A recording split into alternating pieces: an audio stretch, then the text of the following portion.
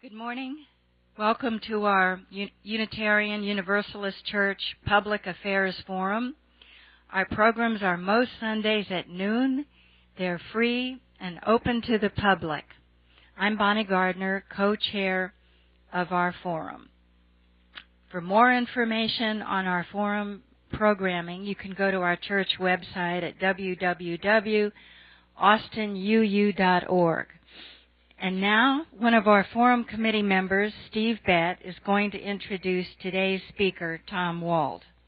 Steve? We're going to talk about making Austin a bicycle-friendly city, or actually a world-class bike city. And this should be kind of interesting. It should generate a lot of questions. And I hope get a good discussion going. Tom?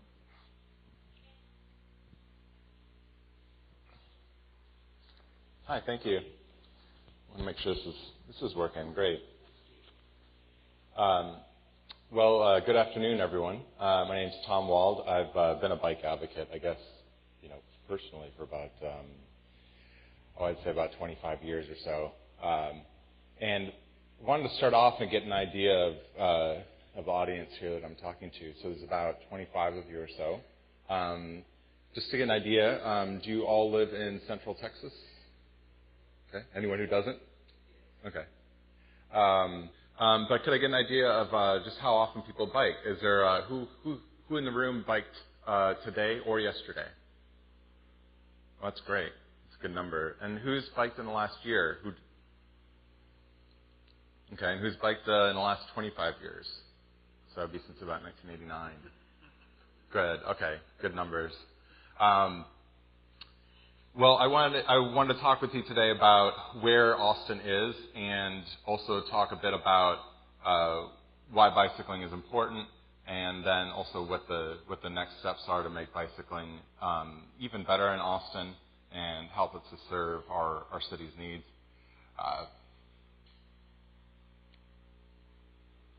I was fortunate enough to go to the Velo City conference in Seville 4 years ago. Velo City being Bike City and what bicycling can offer to cities. Every year there's a conference that brings people either from all over the world or at least just all over Europe. It's a very important conference. The experts from various parts of the world are there to talk about what the latest trends are in bicycling. And what really amazed me about Seville is that Seville has a similar climate to Austin. It has hot summers, but they managed to increase the number of people biking enormously. And they were able to do that, and just within 3 years, they had about 0.5% of their people commuting to work by bike. And from 2006 to 2009, that grew to about 6 or 7%. And they were able to do that by providing safe bike facilities and some other services as well. But the primary thing was that they developed a network of bike facilities that would bring out people who didn't otherwise feel safe to ride a bike. And that, as we find in the bicycling advocacy world, is one of the biggest barriers. It ranks near the top of why people don't bike, just that they don't feel safe to do so. So here, this is the evening commute in Seville. I believe it was in March or April. And this was not, you might see photos where people, they take them on, planned rides or whatever, but this was just what rush hour traffic looked like. I'm assuming that these two young women are coming from school. I'm not sure. This is the afternoon. If you can see over onto the, actually I don't have a pointer, but I don't need to do too much pointing today. Over on the right is where you see most of the cars. If there's not a bus stop if there's not a bus stop over here, that's where you typically see a bus stop, and then all the buildings and stores and so on over to the left.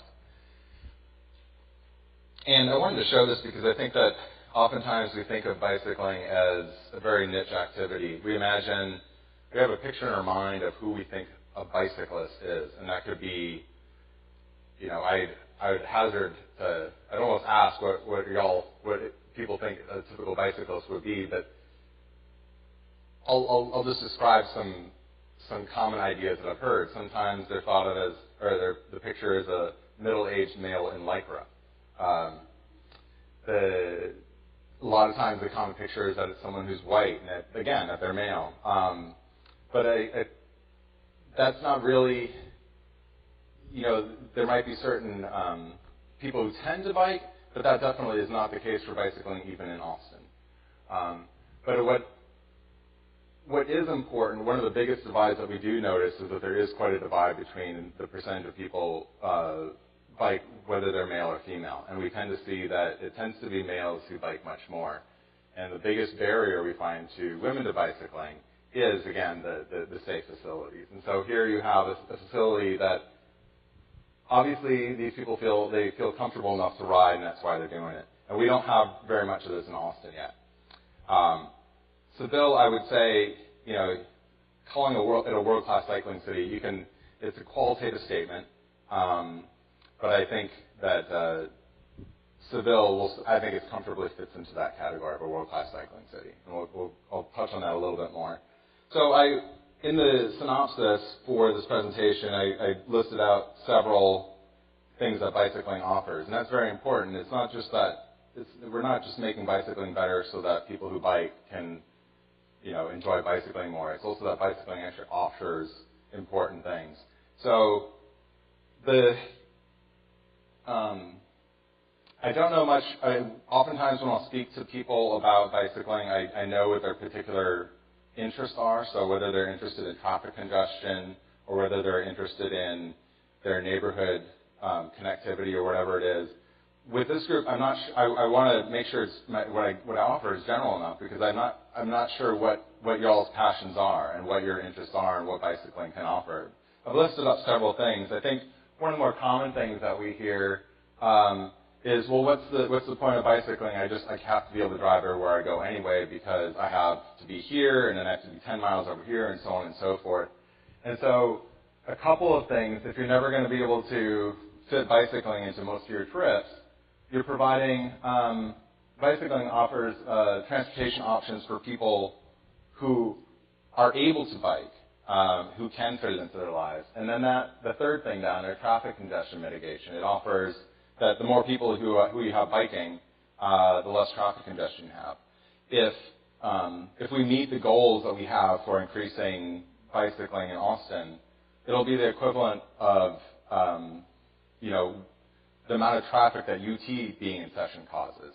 And if you can imagine that difference, like when UT starts up late August and the streets are just completely congested, imagine if it were like if you added that congestion on. And that's what we're hoping to solve with bicycling. So there's a bunch of other positive things. And the thing is, I think what I often hear, I hear a lot of different things, and again, what I often hear is, I don't believe that we can get that many people biking. Or I hear, I'm concerned that it's going to take away space for cars.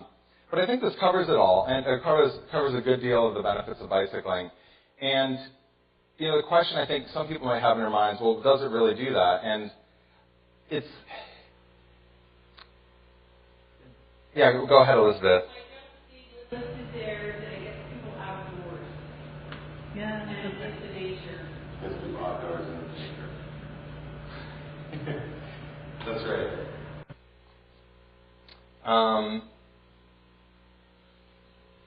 The closest I think up there is talk about the health benefits, alleviation of childhood and adult obesity. But no, that's a great one.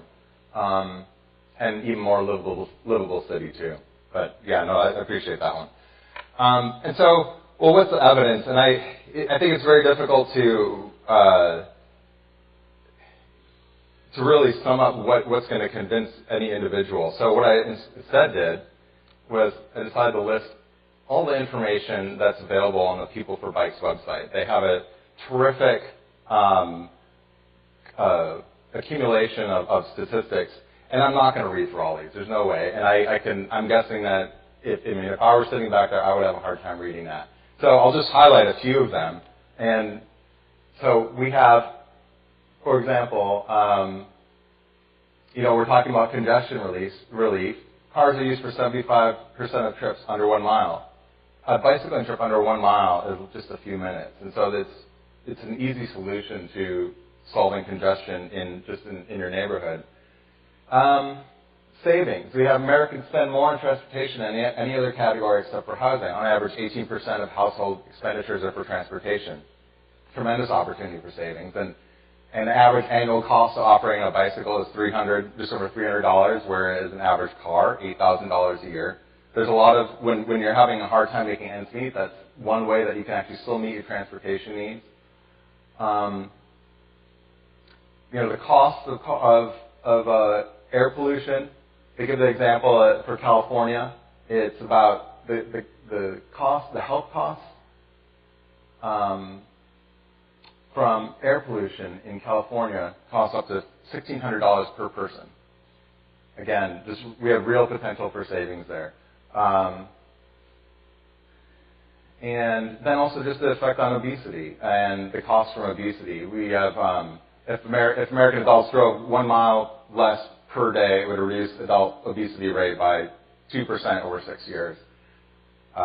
Environmental considerations. We oftentimes think of the environmental impact of a car is just the gas that goes into the gas tank. Well, that's far from the case. You have the cost, the environmental impact of producing the car, and then also servicing the car and storing the car. Our biggest land use in our city is car parking, more than anything else. The point here is that there are 800 million car parking spaces in the U.S., and that the environmental impact of that adds 10% to the carbon dioxide emissions of the average automobile. We sacrifice a lot for car parking. And then again, just the impact on obesity. I'm going to highlight this one down toward the bottom. This study has been done in Denmark and also in Austria to assess how much there's this idea that cycling offers a benefit to society, like if someone bikes. They found that for each kilometer cycled, there's an estimated benefit of 22 cents for all society. But on the other hand, for each kilometer driven, costs society about 20 cents.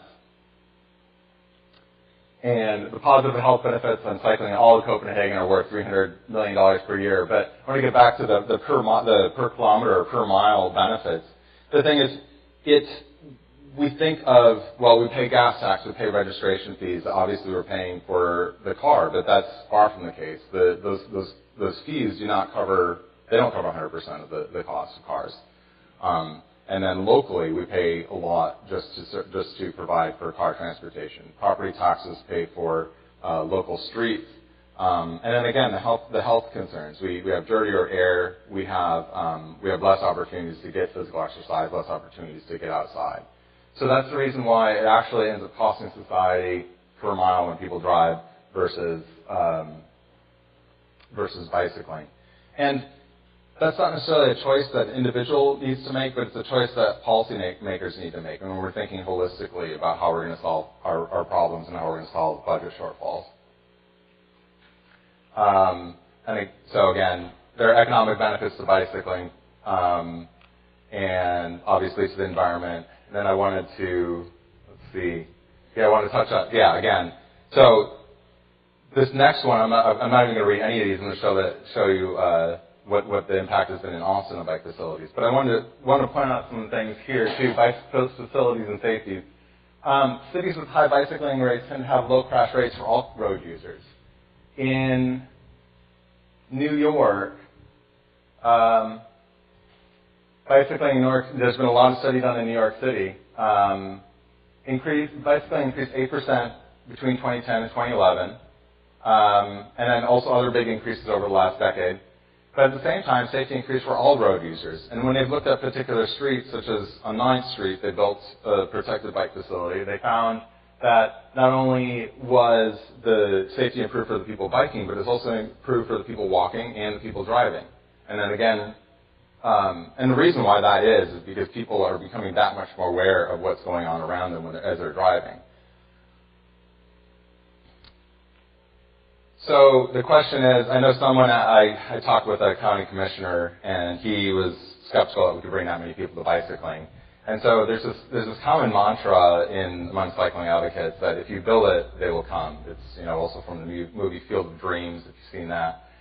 So is that the case? And there's definitely a strong correlation. This is a map of. It's a little bit not showing up so clearly on the screen. I think it's missing all the green, so you can't see where all the parks are, but I'll orient you. This is downtown, and then Ben White is right around here. I think we're right about up there. So these are the bike lanes that were in Austin in 2007. And over the next several years, we saw a network appear. And the importance of a network is that you can't just bike up and down one street and get around. You actually need to have facilities that connect you to where you need to go. So what we're seeing is that the major employment centers here are all pretty well connected from residential areas. You'll notice that there's some gaps across the river, so it actually tends to be hard to commute from south of the river to downtown. But that's actually changed since just in the last couple of years. South First Street now has bike lanes over the bridge. Again, this is showing a little bit odd, but I'll help fill in what's going on here. So this is mapping, and this you can look up. I can give you tell you where to find this online. But the U.S. government, the census, is to help people understand commuting habits better in the country. They've developed a website that actually shows the map of where you can look anywhere in the country and see what percentage of people commute by bike, by car. There's some other variations you can ask for too. How long is your commute time? So in Austin, this is what the commuting picture by bike looked like in 1990. Again, we have downtown here, and you can hopefully make out the river. Old Mueller Airport up there. This is the Bergstrom, at that time, the Air Force Base. And we see that there were some small pockets. This is the percentage of people commuting to work by bike, 1 to 5%. Small percentage, and we have some pockets where between 5 and 10% of people are commuting by bike. So if they live right near downtown or UT, they could, or the state capital complex, they could commute to work by bike. And putting in bike lanes isn't necessarily the only reason that more people are biking, but nevertheless, we do see a trend where more people are commuting to work by bike. And as it stands now, we have neighborhoods north Austin and then a few in East Austin where people are commuting to work by bike. About 1 out of 7 people are commuting to work by bike. And there's no reason to expect that is going to just stop growing. So we have real results from building better bike facilities. This is a snapshot of our local bike map, looking at downtown. On this map, the blue lines represent sort of medium comfort bike facilities. I'm trying to imagine what would be around here. So, you ride on Grover out here. I know Grover's not on here, but Grover would probably be medium comfort. You don't have fast-moving traffic, multiple lanes, so a lot of people would feel comfortable. But then if you had, let's say,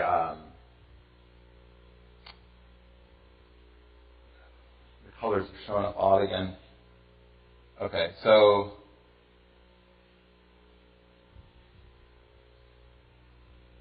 this is to show what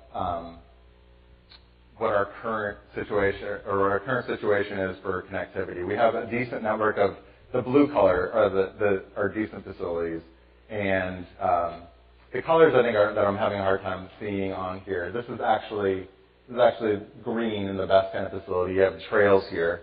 People feel very safe riding on trails. And then this color right here, this is Riverside, where of course people don't feel safe at all. Lamar, very uncomfortable for people to bike. And so we have a network that is broken. I mean, it gets you to a lot of places, but there's some places where it's just very difficult to bike to. Let's see. So, and again, here's another thing of showing that if we build it, people will come.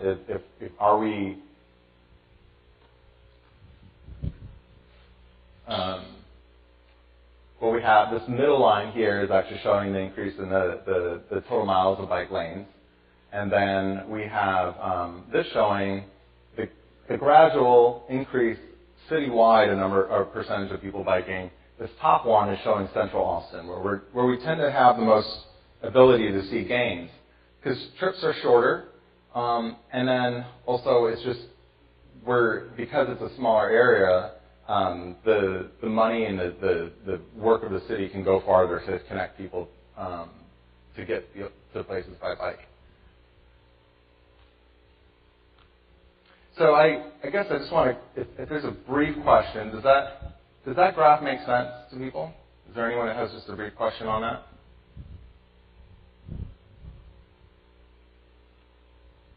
It's showing something similar to what I was showing here. We have the network building out with these lines being the highest class facilities. There's a trail over here. And the other ones tend to be just stripes on the road. And then you have the increase in percentage of people commuting by bike. So one example is South Congress. There's now a stripe separating car traffic from bike traffic. And again, the thing is that, some people feel comfortable enough to be able to ride here. But some people don't. I mean, this is only 4 feet wide. You have parked cars here, which for the most part they can see you coming, but you might be a little bit worried. And then the people driving by, most of them are going to be courteous and drive a reasonable speed, but some may decide to go faster and not really understand the consequences of driving too fast in the city. And there are other things that have been done to improve, get more people to bike and think about biking. And I'm not going to get into all of those now, but this is the cycling community has been working with Austin Police Department to improve adequate enforcement, both of when people are driving and then also when people are cycling. So, for example, in Austin, there's an ordinance that requires that when you're passing someone riding a bike or walking or otherwise not in a motor vehicle, that you need to give them adequate space and no less than 3 feet if you're driving a car. So the police department is taking enforcement of that seriously. This photo here is actually during a special event called Viva Streets, where it helps people to reimagine their streets by taking away all the car traffic on that street just for that day and letting people walk, bike, and take part in other physical activities. And they've been a great partner in helping to make that event happen. And then the other thing I wanted to mention, too, in regards to what helps to take, one thing I want to highlight regarding what helps people to come to biking are destination facilities. So destination being adequate bike parking that can walk someone's bike, which means different things in different cases. If you're working all day, it's best that your bike be locked securely in an enclosed structure that has that isn't just exposed out to anyone who walks up. So the importance of having, lockers to put your bike in at work, and then also the importance of having showers at work, because a lot of people work at office jobs, and if you're during the summer, it's very easy to get sweaty commuting on your way to work. For some people, that is just an absolute barrier if they don't have a shower or safe bike parking at their employment center. It doesn't matter how good the bike lanes are to get there. But then I wanted to highlight, bike lanes only go so far. This is Palmer Lane in North Austin. This is just when the traffic light turned green, but otherwise, what you have here is you have a right turn lane, and then here you have cars going straight. The speed limit here is, the speed limit is less relevant than how fast people actually go. They'll go 65, 70 miles an hour. And then even in making that right turn, they might come up on the side of you going 40 miles an hour preparing for their turn. So you're caught right in the middle of that. And it's better to have some space than none, but it definitely is not going to bring out everyone to biking, and it's not going to make parents feel comfortable to have their teenage son bike to school on this. So something more needs to be done if bicycling is going to be really, really taken seriously and really a real solution. So this is just repeating again what was in the synopsis. And I'll just read it out. We can bring more people to bicycling by meeting the demand for more comfortable bikeways. So the city is developing a network. It's developed a network. It's going through boards and commissions now. It's going to be at city council at the end of this month. And that's the plan for the network of bikeways, the improved network of bikeways. And then over time, over the next 5 years, the hope is to build it out, but it also needs to be funded. What I wanted to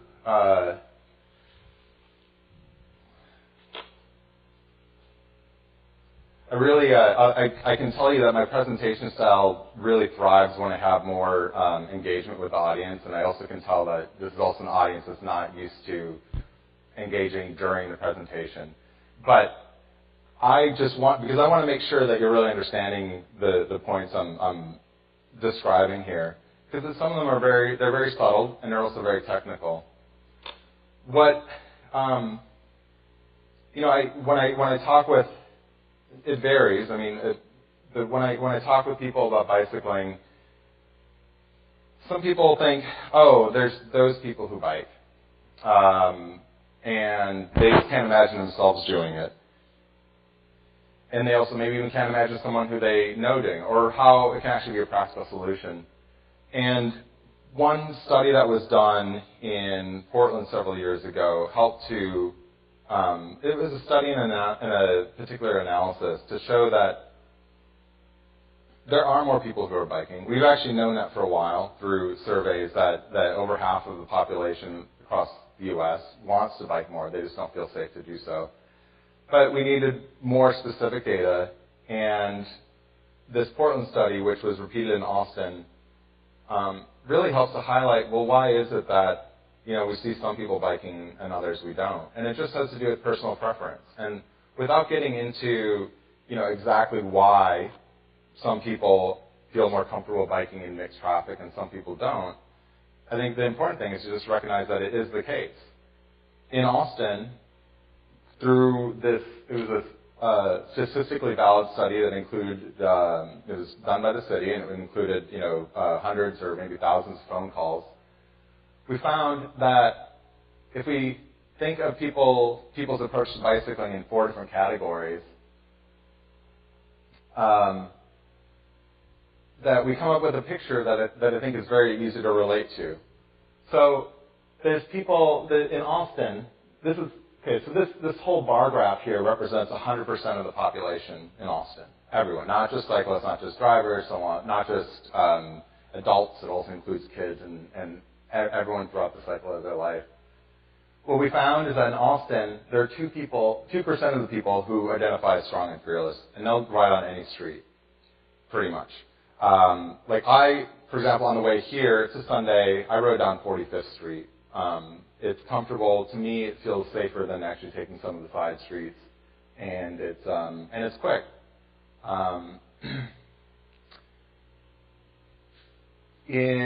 What we found then too is that with our bike lane network, our striped bike lane network, we can bring out another category of people, which we call enthused and confident. And so we have a demonstration here, people biking with a striped lane.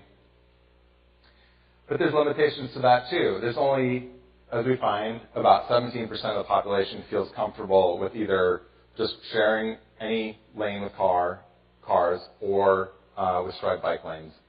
So we have this. There's this we see in Europe, and we see in even some American cities too, when you have a lot of off-street trails, that people bike on those and feel very comfortable. And so we find that to really bring out a large part of the population, this additional 39%, we need to have special facilities that have some kind of physical barrier. So what we have here is Blue Bonnet Lane in South Austin. There are pylons here, so it's going to be you're not going to have cars coming up behind you as you're trying to come by.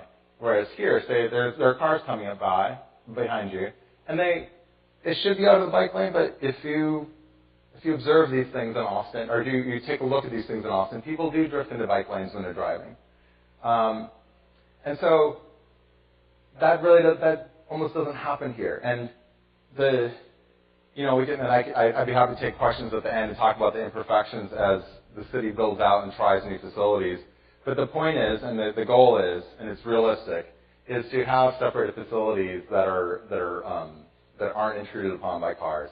And it brings people out. I mean, the number of kids biking to school at Zocalo Elementary now has just gone through the roof. And we see other huge increases. I brought up that huge page of statistics before. There's all kinds of studies that show that when you add a physical barrier, that people feel that much more comfortable to come out and bike. And I wanted to highlight the last category. There are a lot of reasons people won't bike. And those have either nothing to do with the facilities. It could be their trips are just too far away. It could be that they just can't fit into their schedule for, again, because they're going too far one way or the other, because of health conditions. It could be they're just too young.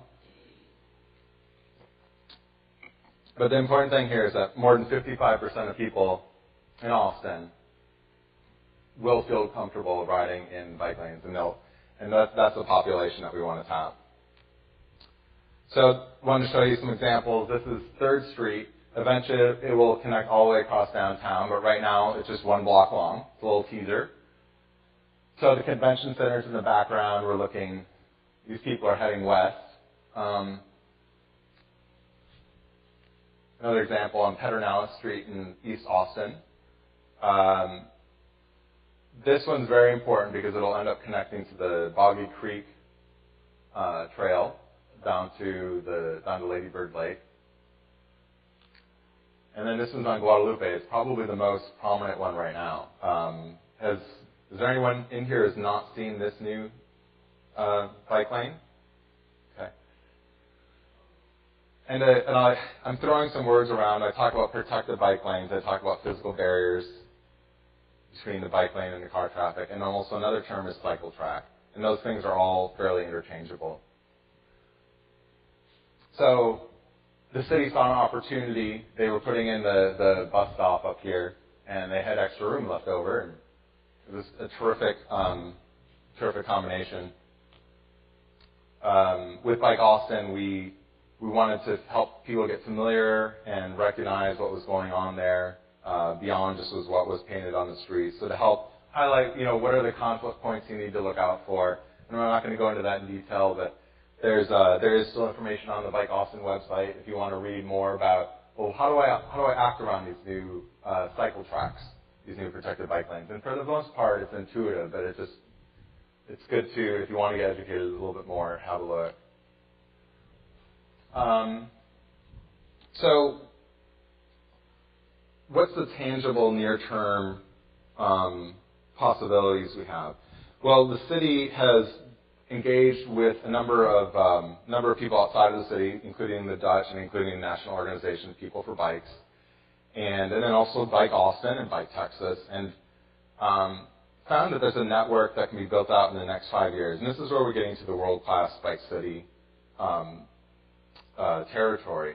If we, for a relatively affordable price, we can build out a network such that everyone in central Austin from basically from 2222 up in the north down to Old Wharf would have a comfortable bikeway within a half a mile of where they live.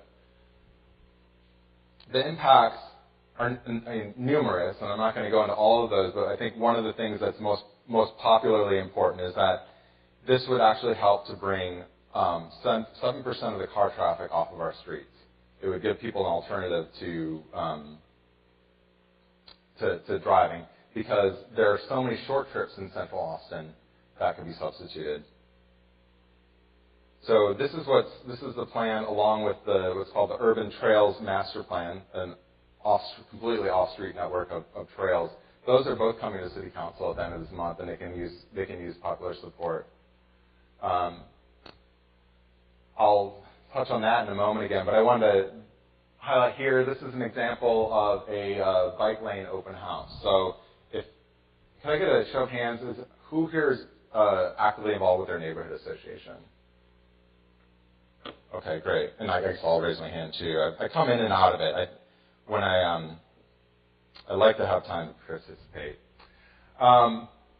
So it's really important if you're supporting bicycling. It's really important that you show up to that very first meeting when the bike lanes are presented and support it. And there are sometimes going to be sacrifices, and I think it's important to keep in mind what we're trying to accomplish. And I welcome individual conversations and questions at the end to get a little bit more of your perspective on, what your experiences have been with these discussions. But I encourage, if you're supporting a bicycle and bike lanes, that you go to your neighborhood meetings and speak up in support of them. The other thing that you can do to help is support your local organization, Bike Austin. Recently merged with Austin Cycling Association and has put together a 3 to 5 year strategic plan to accomplish more for bicycling. And they can use both your volunteer support and your ideas too, and then also financial support. And I think Preston and Elizabeth, are you in the picture here? Yeah. And then if you want to get more involved, there's the Bicycle Advisory Council. Everyone is welcome to attend that. That's where the community discusses is this bike facility designed properly? Do we want to see improvements to it? So there's sort of internal bicycle community discussions, but anyone's welcome to attend and give their suggestions. Again, City Council is going to be important to show their support June 26th. Couple of huge champions for local bicycling, Council Member Chris Riley and former commissioner, but candidate for county judge, Sarah Eckhart. They've been especially important at our metropolitan planning organization. And then again, like I mentioned, there's going to be a bond election this fall, and it's not guaranteed that there's going to be any funding for bicycling or walking. And I think the most important thing is that we start funding that what's commonly called the All Ages and Abilities Network. That will connect people in Central Austin. And I think our mayor could use a little bug in his ear to say, like, well, yes, people do want to be able to bike and have those connections, and they do want to be able to get to the transit stops, because that's another big thing. If we build a rail line, we need to be able to walk or bike to it as well. And then I'll finish it off with there's just about 2 miles of it that the Red Line Trail is the start of something that can be pretty phenomenal. I've seen this is along Airport Boulevard near Highland Mall. But Austin has very few urban trails right now, especially in the central city. But you can actually, they're really enjoyable places to bike, and I could go on and on about them. But I think if you've been to other cities like Atlanta or Minneapolis that have urban trails, you can just really see how they become just iconic places for people to be able to walk and bike, and you start to see actually development pointing onto these places. So I'll leave it at that. Thank you. We have questions. Russell, would you stand? Hi, Tom. I have a 10-speed racer, large frame, that I don't ride. It's because it's kind of too athletic for me. I bent over. Should I go trade it in for a mountain bike or one of these bikes with small wheels? Well, it sounds like, yeah, I mean, I know that in the 70s and 80s, and I'll just, for reference, I was born in 74. In the 70s and 80s, the bikes that were much more common were the road bikes that where you're leaning down. And that's not necessarily the best bike for everyday riding if we're going to the store. So there are a number of options. Depending on your budget, there actually are bikes called city bikes that you can buy at bike stores where you are sitting up more upright, and they're much more comfortable for that sort of thing. Mountain bikes are actually, they are a similar thing too. So you could go with a mountain bike, but if you can find a city bike, they have the fenders and the racks already with them. City bike. Or commuter bikes too, yeah. So there are, yeah. Oftentimes you can go to a bike shop and just say what your needs are for bicycling, and they can help match you with the type. We have a question from Marcus Barnes. Marcus? Thank you for the presentation and all that. I've been in Austin for 44 years, and been biking. I'm an avid biker, and at my age I bike every day. And all that's a vital part of my life. Something I would like to ask you about ordinance, or there's probably no ordinance, and I've never biked in Europe, but I've done a lot of walking and observed biking habits in Europe. Around Austin, for example, when I've been passed off the left, on a trail, in the street, sidewalk, whatever, rarely does someone say on your left, and I've never had a bell ring. I have a bell on my bike, and anytime I come around somebody's left, way back, pedestrians, other bike, I do that. What do you make of that? Should there be an ordinance that all bikes, I think they do in Europe, have a bell? Thank you, Marcus. Well, I appreciate the question. I mean, I think there haven't been. I think we should try out some sort of softer methods first, such as I think it would be terrific if there were a campaign to say, give an audible signal when you're passing on the trail, or even just signs on trails that say, give an audible signal before passing, before making it a legal requirement. I know some cities, New York City actually does require a bell on a bike. I have a bell on my bike. I'll give an audible signal before I pass someone walking or someone else biking. I think those are the two things, public reminder signs, and then also a general educational campaign would be two good things to try out first. It's quite dangerous. In the years I've been biking, I've had one tumble because somebody was there to get out of the way. They just shot right past me. And there have been some new tragedies. No, I had, and you're saying that near collisions, and I just had one within the last week. Someone on a bike passing me within very short. I mean, it was not a courteous thing that happened. We have a question from Elizabeth Gray. Thanks for your presentation, Tom. Sure. I didn't hear you address the bike V-PED issue and what the best practice is. When in my early morning commute on Exposition and on the separate cycle, not physically separate, but cycle track on 5th Street, I regularly encounter not only single runners or walkers, but there is a running group off of 5th Street that regularly dumps groups of 15 to 30 people, and they run in the bike lane. Part of me says we just all need to get along, but part of me says you're making me go out into traffic and I'm being endangered. What's the best practice and what's the policy going forward, as these cycle tracks apparently are very attractive to pedestrians? Sure. Well, just to be clear, when you said that on 5th Street, did you mean on 4th Street or 5th? So what? Just west, east of Mopac. So 5th Street just east of Mopac, you said? Yeah. So you have the cycle track. You have it's not just a white line. There's a separation. Oh, right. Yeah, it's painted. It's painted in the street, and there's some striping to separate it from the other lanes. No, that's a tough one. My thought is, in any individual situation, it's good to be courteous. I mean, I think you have these conversations, and you actually, maybe even talk with a running group and say, like, is there something else you can do? Because this is just really setting up something bad. But I think what you find is that people are running there because there's not an adequate place for them to run somewhere else. And I think it's I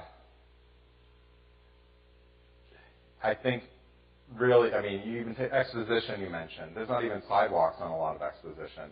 I think really the solution is to provide adequate sidewalks where people not only do they meet minimum ADA requirements, but you can actually use them for running. And there are sidewalks where people are running. Right. I'll talk to you more about that. We have a question back here from Richard Halpin. Thank you, Bonnie, and thank you, Tom. Excellent presentation. Two policy points. One, you said that there's two things coming up before council at the end of June. If you could re-articulate what those are.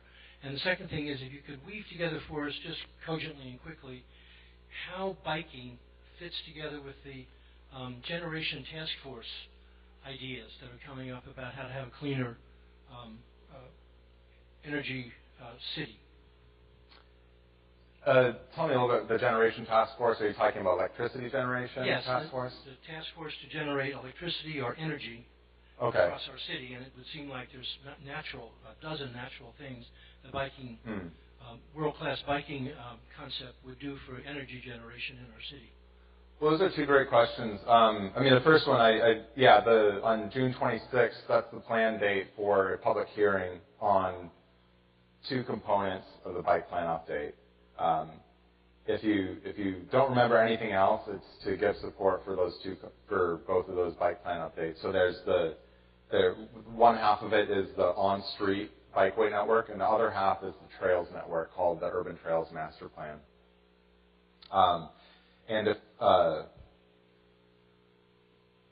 Then after the plan is passed, there'll need to be continuous support for funding it. And the figure, I mean, I don't want to give you a sticker shock, but it's about $150 million is about what is being looked at. But that's about the same cost as adding one lane on MOPAC in each direction for 10 miles. We're talking about something that covers a huge swath of the city. To the other question, I'd be curious to talk more about that later, but my thought is that there's the idea that we can solve all of our air pollution problems with electric power vehicles, and that's not a complete solution. We can't imagine a world with 7 billion electric cars because it's just the environmental impact of just producing an electric car is enormous, and then electricity generation. So, no, bicycling needs to be a solution, and electric bikes actually can be quite a bit of a solution too because they're very economical and energy efficient. So does that get at what you were looking? Okay. We have a question from Douglas Bauer. Thank you, Tom. I used to work for a Dutch company, and I've spent a lot of time in the Netherlands. And it's interesting looking at the popularity of bikes there, not so much for recreation, but for basic transportation. And there's a number of reasons for that. One, it's very flat. I mean, like Houston flat. It's cool, so you're not getting soaked in sweat riding to work. Rains all the time. The flip side of that. And the price of gas is horrendous in Europe, so people are strongly motivated not to drive. And anyway, so there's all these things that they have in Europe. That we don't have here, and they have much better bike infrastructure. They have these commuter bikes with fenders and big seats they're comfortable riding on. What are the odds of getting anything like that in the U.S. anywhere? Well, those are all good empirical reasons for why bicycling is more popular in the Netherlands. And one of the reasons that I appreciated someone mentioning to me several years ago too is that there's no major car manufacturer in the Netherlands either. So here, That's a factor too. Those are all things that we can overcome. You know, as you mentioned, it does rain in the Netherlands. Here, it's nice. It didn't. I mean, I don't like that there's a drought, but for 18 months it rained once or twice. You know, I had fenders on my bike. It didn't matter. The heat is something that can be overcome to some extent. Either whether it's you bike less in the summer, or you adjust your fashion, or you shower at work. There are different things you can do. You bike more slowly, or you use an electric assist bike, electric bike. And then again, with the hills too, electric assist bikes actually help quite a bit with that. And then as the city expands its network, there are actually ways that you can avoid most of the steepest hills. It's just that it'll take a little bit to get there. We have a question from Linda Krueger. Thank you. I'd like to know if you have any ideas about how to convince developers to incorporate bike trails or bike highways when they're building these roads and streets. I'm talking specifically about East Austin. There's a lot around Mueller. There's a lot of development, and they're putting the streets in. But it seems like bike trails are an afterthought, aftermath. So, do you have any ideas about how to, motivate those developers to get going? Right. Well, there's a terrific opportunity with the redevelopment of the land development code. So, Code Next, that can actually be included with more teeth to put in better bikeways as part of development. In addition, it gets a bit more difficult. You have planned unit developments that are done on a case-by-case basis. So that really that requires a good city council and an active citizenry to make sure that there are good trails being put in all these major developments around the city. Mueller has decent bike facilities, and they're also decent. But they're also adding in on-street cycle tracks. They're pioneering that, and that is a really great amenity. So, but I agree with your sentiment. There's more that can be done. We have a question from our forum committee member, Larry Kortz. Thank you, Tom. How do bicycles get this funding? I know cars get their funding from gasoline tax, right, among other things, but how do you get your tax, or how do bicycles pay for all these improvements that come along? Right. Well, that's a great question.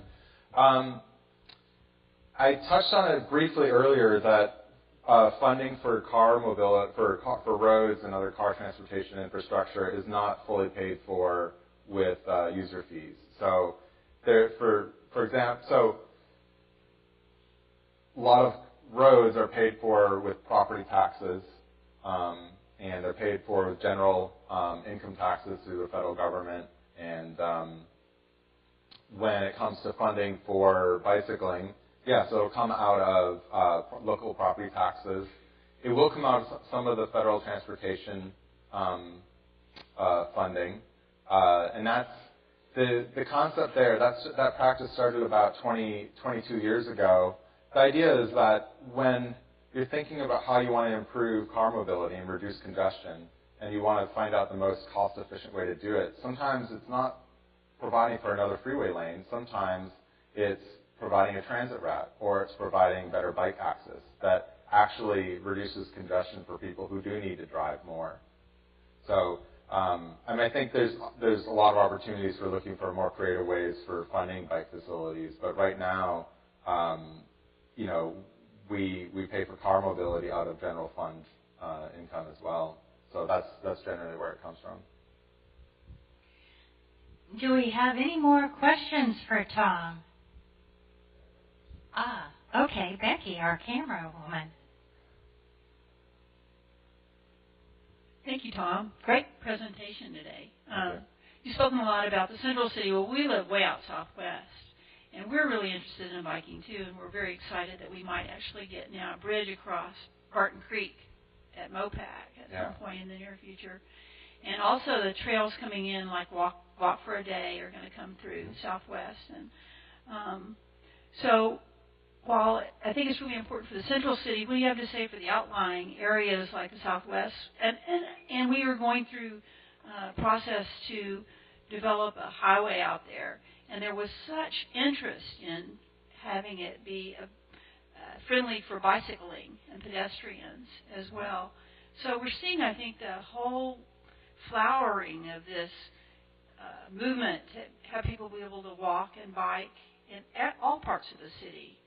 So if you have any suggestions on how we can nudge things along besides showing up or at the council meeting on the 26th and emailing our council people, that would be great to hear. Sure. And I just want to mention briefly the reason why there's such a focus on Central Austin is because if there's and it's not just a focus on Central Austin, but there's a lot of potential to get that many more people biking, and it's because the trips are so much shorter. But as far as just citywide, what you can do is the Urban Trails Master Plan is actually something that covers the entire city of Austin, and it eventually would connect in with a metro-wide plan, which hopefully is something that will happen in the next 5 years with the leadership of Bike Austin. So again, the Urban Trails Master Plan is actually a way to tap in. So I don't know exactly where you live, but the funding and the plan for a trail out to Oak Hill that would connect in from that bridge you mentioned, that would be part of the Urban Trails Master Plan. Well, we have about 2 minutes left, and we want to thank you. Would you like to just make a closing statement? Tell us what you think is most important as a takeaway. Okay. I would. I think that the benefits and just the potential of bicycling is so huge, and I think that it really helps to have a coalition that's actively working on it. And so I just really urge you, if you support bicycling, to support your local organizations. And again, I'm most recently with Bike Austin, but there are other very valuable organizations such as Bike Texas that just accomplish so much and help to continue to drive this effort forward. But I also encourage there's a lot of I welcome you to ask me questions afterwards if you'd like to. Well, thank you for biking here and taking time on your Sunday morning to advocate and explain a lot of the complexities of the situation to us, Tom. Thanks so much. Give him a big hand.